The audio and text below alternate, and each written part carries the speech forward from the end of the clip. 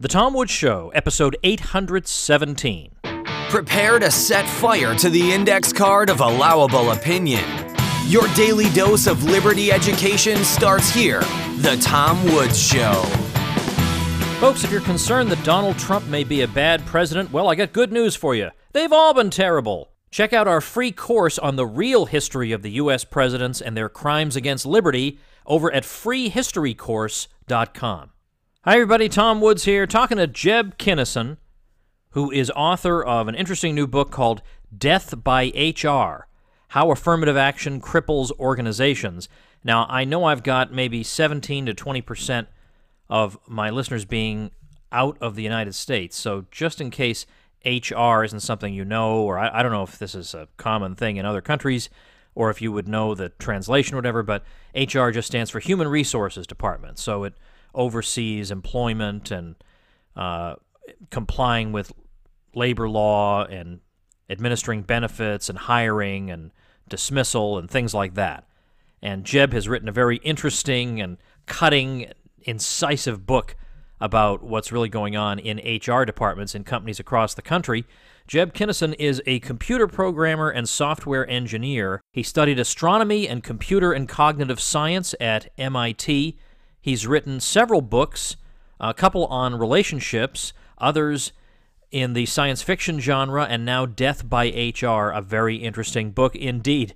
Jeb Kinnison, welcome to the show. Thank you, Tom. That is such a great title, Death by HR. How could you not love that? That's beautiful, beautiful. If you thought that up yourself, then you are absolutely top-notch. That's the kind of title the publisher would recommend to me, and I would, after the fact, know it was good, but I would never been able to come up with. So good for you. Well, I was worried that it might be too extreme or push the point too hard, but it turns out there's widespread resentment against HR departments throughout our society. Essentially, anyone who tries to get something done inside a company and runs into HR as a roadblock resents the way that they have power over their activities. Let's start right from the beginning. How it is that somebody like you, who's not in HR, would be so interested in it. There's a particular episode in your life that occurred that got you thinking, and I think we ought to start there. Oh, okay. I was going for a mortgage a few years ago. It was about 2012. And of course, it was the entire industry had been bombed out by the 2008 recession and the prime mortgages problem and all of that. So talking to Chase Bank, one of the biggest banks that does mortgages, I had a friend who I thought would be helpful in getting me a mortgage, and it turned out to be the worst possible decision because they were unable to deal with the situation except for their mainstream clients. So I ended up getting the mortgage finally after a great deal of work, going to different parts of the country to talk to the branches that were dealing with it because they had scattered it all throughout the country. So I had to get on the phone many times with many different people to get the mortgage to actually happen. And finally, I ended up with the executive ombudsman's office essentially helping me to get it to happen. And it finally did happen. And after all of that, several days after the mortgage had closed, I got a letter asking me to prove that a property was insured. Again, it had just been proved. It had just been sold to Fannie Mae. Fannie Mae had accepted it. There was no point to providing additional proof, but their process required that. So I ended up in a meeting with the ombudsman and a vice president in their servicing division, who was a woman with a sort of uncultured accent, who refused to take a position on whether anything made sense or was logical or not. She said, "That's the way we do it, and I'm sorry that you're upset, but you're going to have to provide proof or we can't continue to deal with your mortgage. We'll have insurance produced for you. You'll have to pay for it. It'll cost 3 or 4 times as much." And I said, "What?" I have to jump through this hoop after I've jumped through so many hoops. And it turned out this was evidence of what I'd already observed in other large bureaucracies, that people had been moved to positions beyond their level of competence. She was not able to understand the reason for any of the rules or to waive them under obviously different circumstances where they didn't apply. Or even to acknowledge with you on a human level that something is screwy here. Right. Normally, when you're talking to someone like this, they'll say, I know this doesn't make sense. Right. That's all I'm looking for. And she wouldn't do that. And I thought, what? That's really odd. And I'd seen this kind of behavior from other bureaucrats before. A thoughtful bureaucrat understands that their rules are not perfect and there are reasons why they would want to get around them once in a while. She was not thoughtful at all. And how did she get to this position where she could essentially insult a customer, tell the customer they had no reason to feel the way they felt, and attempt to get the customer to do exactly what she said, almost like a government would? And it occurred to me that the banking industry wasn't really a private industry anymore. It was a government-run, regulated entity that served only the masters in government and not their customers anymore. So I wanted to investigate why that was the case and how that happened. And of course, I'd seen HR activities for many years and like everyone else in Silicon Valley, thought that they were kind of useless people who were getting in the way most of the time. But how did it happen that they ended up that way? So I started to investigate and look through the history of it. And there's an overall pattern which you begin to see after a while, that the HR people are implementing government regulations, protecting the enterprise, but they start to act for the government inside companies, promoting the government's line on every issue. Instead of protecting the company, they force the company to toe the government line. Yeah, now that's what I want to talk about. So first of all, you go into the origins of HR, if I'm remembering correctly. First of all, it sounds like something that would go back in at least its basics to the progressive era, the idea that we're going to scientifically manage different aspects of society, including hiring. But the really important thing about HR is how it's come to adopt what I think you've called a social work model. You could imagine HR being all about trying to bring people into the firm who are going to maximize value for the firm, be a good fit for the internal culture of the firm, and just work out, be somebody that people could stand to have as a colleague for 30 years. All these factors would come together and you'd get your ideal candidate. Instead, that doesn't seem to be exactly what HR people are being trained to look for. Well, that's right. And there are now programs in HR specifically. So you get many young people who've never worked a job in their life, really, that had to do with producing anything, going through college and taking an HR program to be certified as an HR professional. And what they're trained on is essentially labor law, progressive ideals of how labor should be treated, minimum wages are all good things. They don't understand accounting, business, profits, creativity, growth, the things that make the business work, that make it successful, are not part of their curriculum. And they come out thinking in terms of uplifting the social views of their fellow employees and making it a happy workplace where everyone respects each other, which is not necessarily what you want in your workplace. If you're trying to solve new and different problems, you need a diversity of thought. You need people contending over what the right thing to do is, so that they'll explore the problem space and discover the new ways of doing things that will make the business successful. If everyone is trained to be nice to each other and constantly agree and see anything external as being dangerous, they won't take the risks necessary to do something new and to go out into the unknown. And that's one of the biggest problems that we have in technology in Silicon Valley, with HR attitudes trying to reduce or eliminate new thinking.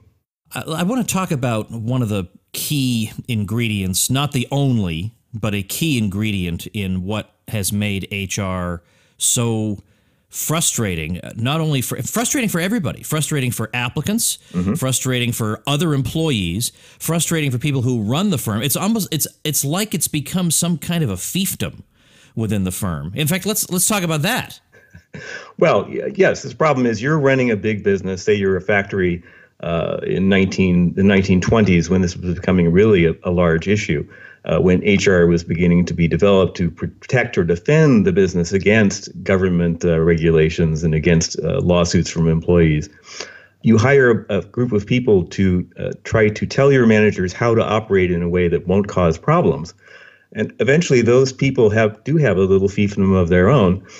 They begin to identify more with the progressives who are issuing all the regulations and all the labor requirements, and less with the success of the business. Meanwhile, you as the executive who's trying to run the operation have put them there as a buffer, so you try to ignore them. As you don't pay a lot of attention to what they tell you because they're just there to keep other people from bothering you. And over time, the uncontrolled growth of HR departments ends up creating an area within the company that has a different philosophy, has a different culture than the rest of your company. If you're not really careful in controlling that, you're going to end up with people who are anti what you want your company to do.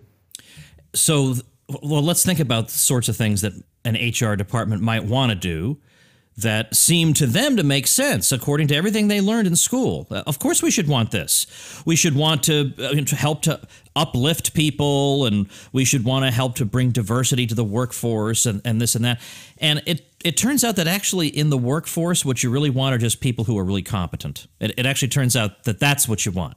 Well, and people who are really competent respect each other, and they're not likely to look down on someone because of their color or sex, if as long as they're competent, as they're carrying their share of the load, the job is getting done, everyone feels good about everyone else.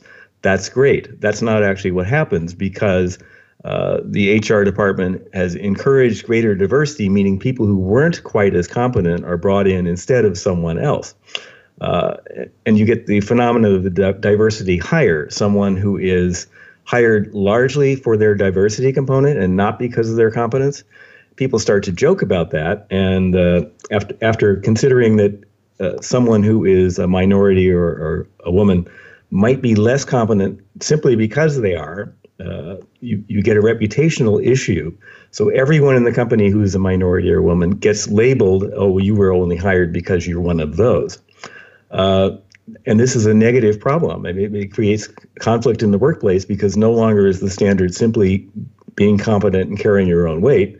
It's the fact that you were a representative of a group that we decided to increase in this company. I've read many HR people who are really proud because they forced the hiring of many more women and minorities in the company, and now the percentage is way up. And they're happy, and they've converted some of the managers to see that as the right thing because their view of employees is that they can be groomed and managed to be excellent no matter who they are. It's like No Child Left Behind applied to employment. You think the organization is so good that you can bring people in and make them creative and change their characteristics so that they will be a great part of the team. That's not how any of this works. People do have characteristics that are difficult to change, and they can't be necessarily brought up to the standards of everyone else simply by being kind to them and promoting documentation that shows how accepting your organization is. There's a lot of cultural factors. There's a lot of ability and aptitude factors that are critical. And this progressive view that people can be groomed to be anything they want to be is simply wrong. And we in the technology industry know that. We've tried as hard as we can to get women to program. And many good women programmers are there and participating, but there's a limit. There's only so far that you can go beating the bushes for new women programmers. If you bring people in who are not capable, you're not doing them any favors. They begin to feel like they're not pulling their own weight. Other people look down on them. And eventually they give up and leave the industry. And that's happening now because the efforts are so large that we're pulling in people who aren't all that motivated. Yeah, now let's talk about, I want to talk further about the racial element, particularly with regard to Silicon Valley, which you mentioned in the book. Yeah. So there you've got a case where 30% of the people working in Silicon Valley in these tech companies are Asian, 30%. Right. Which is huge, vastly out of proportion to their representation in the population. About 60% white, which is underrepresented, if you want to put it that way. Exactly. And so you would say, if you had no axe to grind, if you were from Mars and just looking at this dispassionately, you'd say, wow, okay, I guess by that definition, that's a reasonably diverse field. But no, you would be told, no, it's not, even though it obviously is, but it's just because the groups that the pressure groups want to see in there aren't the ones in there. Now, by the way, I could easily imagine if Asians were not represented well in Silicon Valley and Asians didn't have this model minority reputation, I could easily imagine the excuse factory jumping into play and saying, well, of course they're not going to do well on the West Coast with the history of discrimination and the internment camps during World War II and the segregated schools around the turn of the century. Of course they're going to do badly. But the thing is, they did have all those obstacles, and they're doing great, so therefore we hear not a word about any of that, not a word about their struggle or their obstacles, because they overcame them. And we all know in this world, nobody overcomes anything without a government program. Well, it proves itself. They must have been privileged because they did well. Yeah, you can't argue with these people. Exactly. Well, Jesse Jackson is like a good example of a pressure group politician. He comes in and says, oh, we need more representation of black people in all of your companies that are making lots of money because we need to make money too. And in so doing, he essentially extorts funding for his organizations from large businesses. And one of the responses from Silicon Valley has been to bow down and say, yes, we'll do everything we can. And they will appoint a vice president of diversity or head of diversity, someone whose sole job is to get diversity up in the organization. And of course, none of this makes any sense, but the people who are running the Silicon Valley companies mostly understand that what they're actually doing is just holding these people off, deflecting and avoiding actually doing what they want while saying that they're going to do what they want. When you have an extortionist, there's only a couple of ways of dealing with them. You throw them a few bones and you do a little bit of what they're asking for, but you can't do it all, otherwise you'd be threatening your company. The particular problem with blacks and Latinos being underrepresented in Silicon Valley has to do with their interest in the subject and their willingness to concentrate and focus on something mathematical, logical. Programming is an interesting skill, and it involves trying to block out the rest of the world while you do these logical and rational things to imagine what the computer is going to do. And this is not something that most women and minorities really feel like doing because they're more interested in the culture and the social world, and especially in women's case, the encouragement of nurturance and the togetherness that they enjoy. They enjoy social activities, and programming is essentially an isolating activity. I would be willing to bet, now I haven't looked into any of the numbers, but I'd be willing to bet that actually, by any reasonable standard, I would be willing to bet that women and blacks and Hispanics are actually, if we understand the word correctly, overrepresented in Silicon Valley if we say we're going to measure it according to the indication of interest in the field by virtue of having a degree in the relevant subject. If we, instead of just looking at blacks as a group and saying, well, gee, they're 12 to 14% of the population, they ought to be 12 to 14% in Silicon Valley. Well, how many of them percentage-wise have degrees in anything having to do with computers? Then see how they are in Silicon Valley, and I bet it would turn out okay. I mean, that's my hypothesis. I think you're probably right. And if you look at people in advanced PhD programs in the kind of subjects that end up doing technology, there are very few blacks and Latinos because they're just not that interested in the topic. But companies will end up hiring a large number of them in subsidiary functions. For example, HR. HR tends to be top heavy with women, minorities, and people who are interested in social justice. Which is part of the problem. Because they're so interested, they want to tell other people what to do. And the Silicon Valley companies have tended to hire more of the minorities in those subsidiary areas because they're not critical. They're not part of the flow of getting the product out. And so they can make their EEOC numbers look better by hiring additional numbers of people that they don't consider to be as critical or as important in minorities. And this causes a cultural divide between the side of the company that is actually producing the product and the subsidiary functions like accounting and HR and some kinds of service functions. And so you see that issue between those two sides. They don't respect each other. They don't believe each other have the right attitude toward things. And it causes problems within the organization unless the executive level is very careful to set the culture as being one of accomplishment.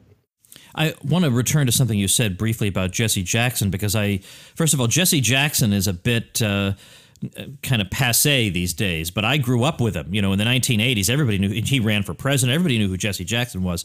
And it really is true what you're saying. He goes around and shakes down companies, knowing perfectly well it is impossible for them to meet his demands. It can't be done. Right. So therefore, he makes impossible demands, knowing that he can destroy your reputation. Here we are supposedly living in if we really lived in a country of white privilege, any white-dominated company could tell Jesse Jackson to, go jump in a lake, but they don't dare. Instead, what they do is, when he says to them, well, what would you like to donate to our annual banquet this year? They make a vastly disproportionate donation to that banquet. I mean, an amount of money that makes no sense for a banquet, they go ahead and give it. I don't think there are a lot of people, even my listeners, who are not naive. I don't think they realize this goes on. And the legal environment under which we all operate practically compels this. Well, and yeah, you've paid off the Dane. The Dane Geld keeps him off right now, but it keeps them alive to come back and ask for more and more and more. And we've empowered these people to take the moral high ground, so they think, and given them the resources to produce more and more of themselves. This becomes an issue because they're basically parasites living on the hard work of others. And you want to do something to stop that without looking like the bad person. We have a problem in that the people who want to do the right thing are easily persuaded to go along with these ideas. There's nothing wrong with diversity per se. We want people of various characters and kinds and religions and ethnicities to all cooperate together and sing Kumbaya. But doing that by group identification, by saying that these classes will get some better treatment than these other classes, is not helpful. I mean, you have people who are dark-skinned who basically have been brought up in upper middle or upper class environments and had private educations like President Obama. And really never suffered anything in their life that would have been considered deprivation. And yet they get special treatment and are encouraged to apply to the best schools because those schools want their colored skin. This means that what we tried to do, which was take people who are disadvantaged, who actually did not have the opportunity to achieve what others have had, but we think they have the potential. So we want to give them an opportunity to show their potential. But when we set up these sets of rules, they tend to be gamed. So Harvard as an institution has gamed the rules so that it basically swallows a large number of the very best minority candidates, the people who have been brought up with lots of educational opportunities, who've been to Europe, who have high-level educations already. And of course, those people do very well. And it's not fair to some poor white person from Appalachia who did not have these opportunities, not to have the place that was taken by someone who's basically the child of African diplomats who grew up in the United States and went to private schools. Yet our system is set up that way. No one examines it to see if affirmative action is actually doing good. It's doing more harm than good. And many of us know that, but yet it cannot be stopped because there's too many people who depend on it to act the way that it does. And they defend it because they were beneficiaries themselves. I want to ask you about performance evaluations that I guess HR carries out. What's the problem here? This is not an affirmative action question. Why would people be upset about that? We all, if you feel like you're being fairly evaluated, nobody really should resent that. So what's being done wrong with that? Well, who is doing the evaluation and what's the purpose? Well, the purpose is to defend the company against lawsuits primarily. Because of that external legal environment and political environment with labor laws and so forth, if a company fires someone, there are any number of characteristics about that person that they can claim that they were being discriminated against. Their firing was immoral or incorrect, and they can file a lawsuit for hundreds of thousands of dollars against the company. And so performance evaluations, it's partly an effort by the company to determine who deserves to be promoted and who should go up, and by looking at everyone else's evaluation of them. But it's mostly about establishing a record so that you can eliminate people that you think are the worst performers without running into a lawsuit issue. So after several negative evaluations, which are done by this long and complicated process, you have a record showing that, oh, well, we've decided this is not a good employee, and so we fired them because of that, not because of their skin color or age or whatever. the objection is primarily that it takes so much time. You've taken decisions out of the hands of managers who understand what their team members have done and can easily figure out how to reward them properly without the help of all of this performance evaluation. But because of the legal environment, all of the employees, the managers, and everyone else spends a great deal of time going through the motions of evaluating each individual employee. And then they get down to the meeting where they're deciding what to do about them. The manager essentially games the system to get what they wanted in the first place. And so the entire exercise is a waste of everyone's time. No one enjoys it. And just like deciding on salaries every year or budgets every year, it's a huge part of a manager's job to spend this time doing performance evaluations. Companies that have experimented with eliminating them entirely and just letting the manager do what they think is right for their employees and for the company discovered that the result is just as good and no one has to spend the time on it. And so the problem is the lawsuits. Right. So, in fact, the real problem then behind all this is the government. It's not like this, although I have no reason to doubt that a lot of corporate CEOs do have some left-wing cultural attachments. All the same, This is not a spontaneously occurring phenomenon in the business world. Right. Well, now, look, there's got to be a way, if these HR departments are doing such a terrible job, there's got to be a way to do an end run around them. I mean, it's your own company, right? If I'm running a company and I've got some department that keeps bringing me terrible candidates, isn't there some way I can disrupt this or intervene? Exactly. Of course there is. And the reason why that it doesn't happen very often is that it's a long-term thing. The HR department is there. It exists. It does what it's doing. If you want to change it, it's going to be a lot of work. It's going to be a lot of political trouble with people within the company. And why would you do that when everything seems to be working and it's fine? Well, the answer is if you don't do it in the long run, your company will be hobbled. It's best if you start out with an HR head when you're growing as a company who has the attitude of getting the business going and reflects that in all the people that he hires. So your HR department is not your internal enemy. That's the best thing. But if you're coming in to a large organization and you discover that HR is about a social justice warrior happy talk and they're trying to make a social culture camp out of it, you need to do something. And you do that by changing your head of HR, giving that person the mission of setting a new culture for your HR, and working hard to keep people who've been programmed by labor activists and diversity activists from being important. That, of course, is difficult. You will get a bad reputation. What was his name? T.J. Rogers at Cypress Semiconductor is a fine example of someone in the 80s and 90s who resisted these efforts to make social justice the thing. And, of course, he got a reputation for it. He went really public with it, and it's one of the things you can do is to be a hard-nosed, hard-ass about certain things and just take your ground and don't try to deflect and don't try to defend yourself from these accusations. Just say, this is what it is. We're a company that's trying to make money doing great products for people. We do more good in the world by doing that than by grooming our employees and making it a great place to work that people are happy with, but they don't actually work very hard. If you get that reputation, you will be attracting the kind of employees you want. It just seems like it's a risky prospect because it's so unfashionable to say those things. Right, and you will get into political trouble. You will be attacked externally. Because I want the very best people. You know, I forget who it was, but you've got a lengthy quotation in the book from somebody who was defending his company against a group of left-wing nuns who wanted more diversity.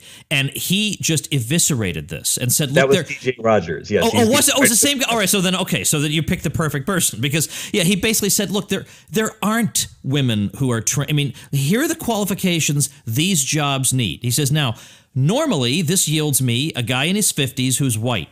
Now, that's because, 30 years ago, we didn't have as many other people in school for these sorts of things. Maybe that'll change.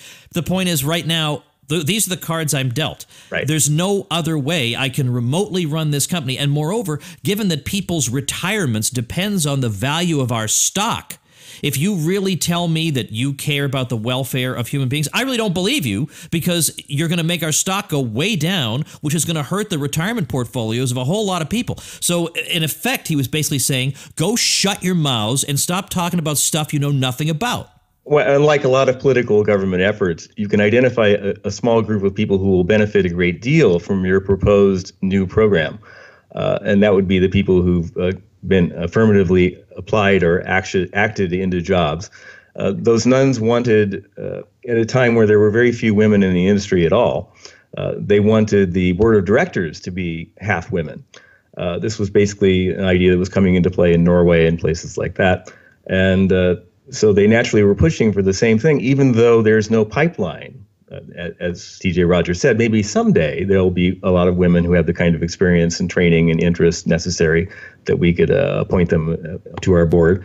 But right now, that's not even possible. If I appoint a bunch of board members who don't understand my business, I'm going to hurt my business and hurt the people who invest in me and hurt everyone, including all of the employees, because we won't be doing as well and we'll have to start laying them off.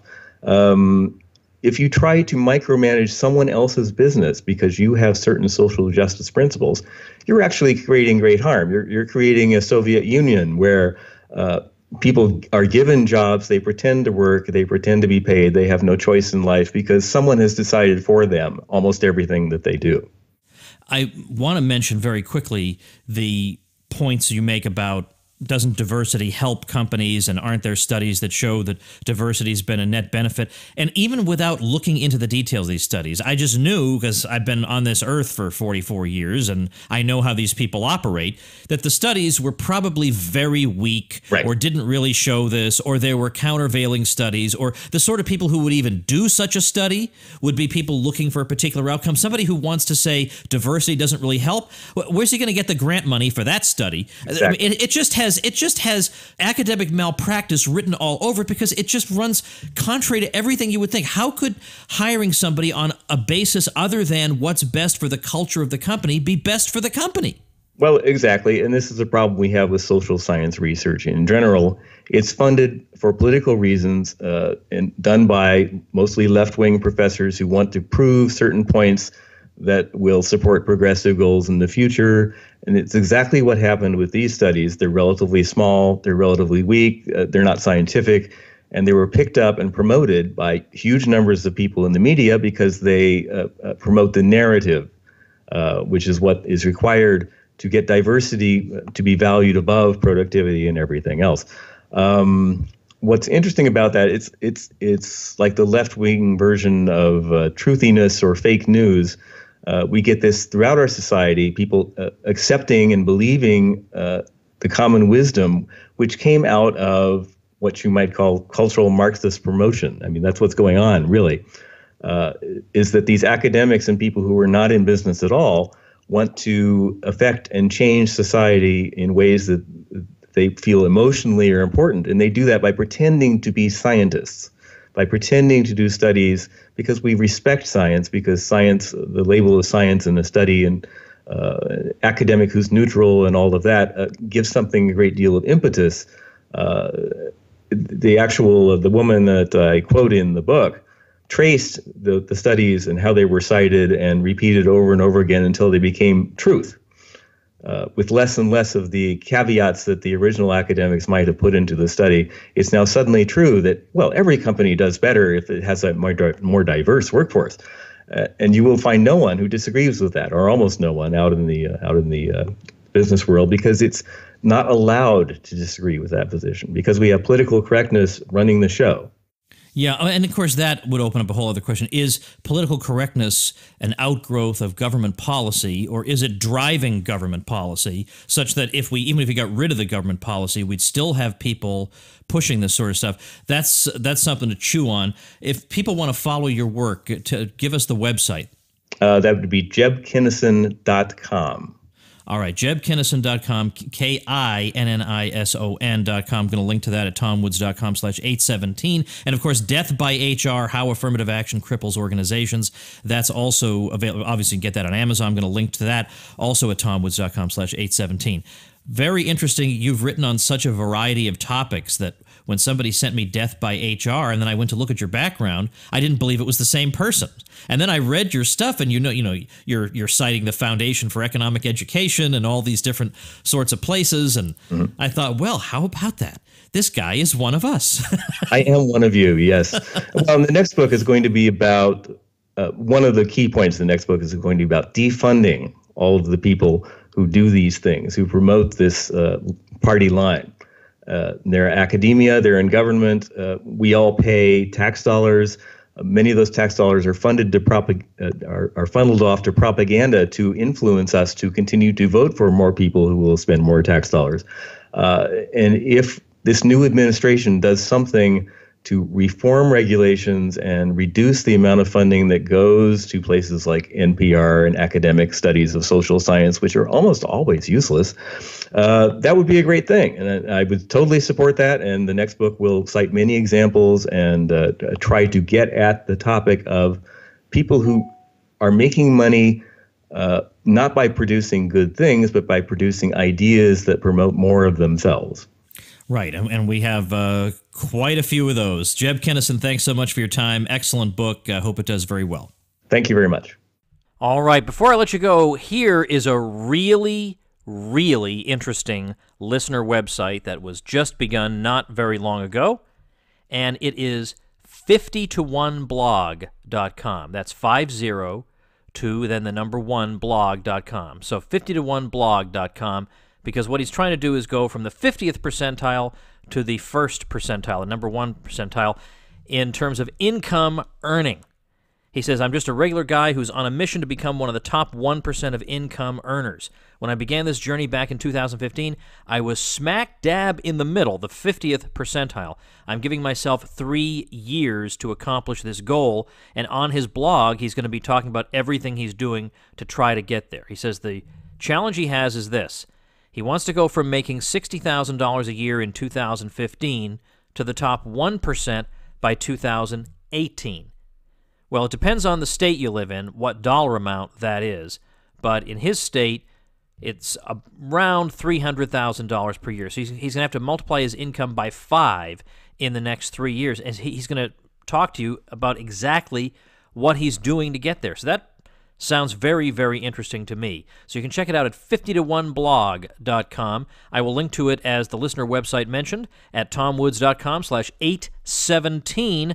Remember that I will give your blog a shout-out as well, plus a SEO juicy link on my website, as well as 24 video tutorials on blogging with WordPress and membership in my private bloggers group, if you like, as free bonuses when you use my link to get your hosting. Get all the details on how you can get all these goodies at tomwoods.com/publicity. Tomorrow, I'm talking to that weasel Michael Malice again. This could be the best conversation we've had other than our debate on Alexander Hamilton that we did in New York City, where I crushed that little weasel. But this is a great conversation because I come to libertarianism from the Rothbardian side. He comes at it from the Ayn Randian side. And tomorrow we're going to sort that out because he recently read a Rothbard book. He's got a lot to say about it. It's going to be a great, great conversation. Don't miss episode 818. Talk to you then.